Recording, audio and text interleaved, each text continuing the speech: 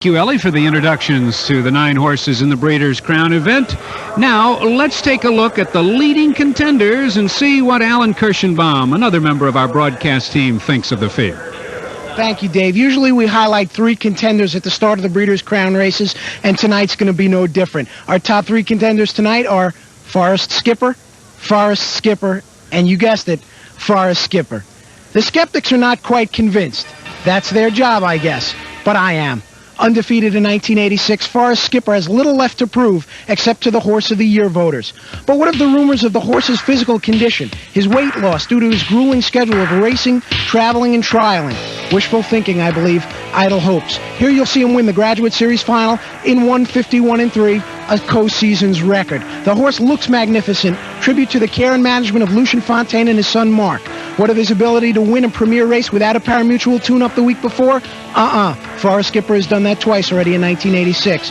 No, I'm afraid that Forest Skipper is destined to add the Breeders' Crown Crystal Trophy to owner Forrest Bartlett's already large collection. Forrest Bartlett, the owner of Forest Skipper, is there any room left in your house for yet another trophy?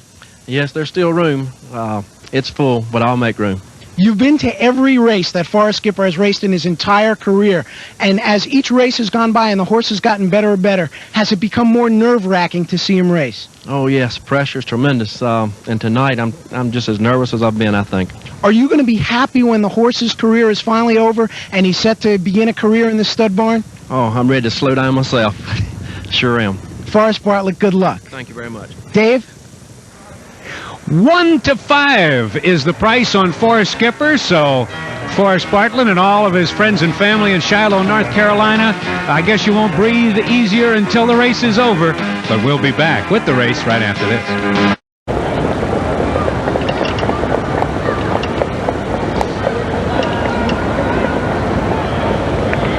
Taking a look at the odds update, all 9 horses, the betting entry 23 to 1. Forest Skipper, as you see, is the choice at 2 to 5, and Dignitarian getting some support at 3 to 1.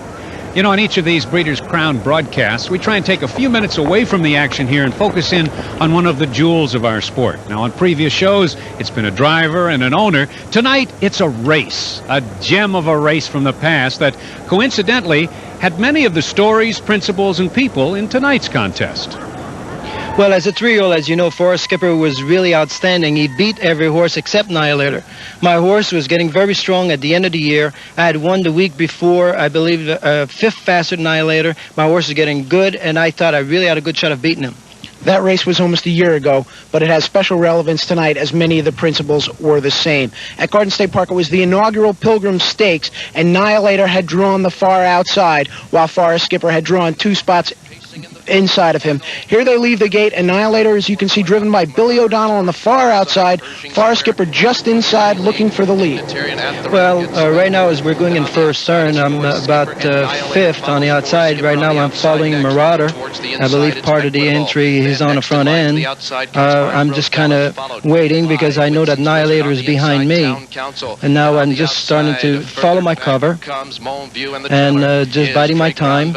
And you know that you're going to make the lead right about now. At least you think Dick Richardson's going to go. How did you feel about Annihilator coming at you? Did you think you were going to let him go or make him drive on?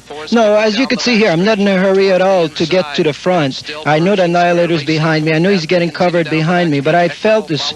If I get to the front faster, Annihilator would bend my throat that much sooner. So I was just taking my time, and I had at no time any thought of letting him go.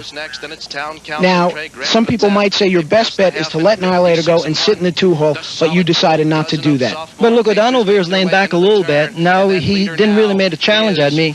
Now my horse is pacing very free as we're going around the last turn, approaching the 3/4 pole. First half 56-1, which was not over my head. I'd went faster than that the week before.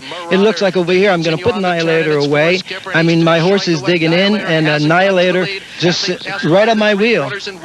Was Annihilator the only horse you were worried about right here? Yes, Annihilator was the only horse I was worried about before the race, and this is the way it was. Right now over here, well, let's go to the stretch call for the program with Ralph Sirocco. Annihilator takes the lead from Forest Skipper. He's starting to pull away like a champion. In hot pursuit, here comes Armbro Dallas. Armbro Dallas could challenge Annihilator. These two are battling to the wire. Could this be an upset? Armbro Dallas upsets Annihilator.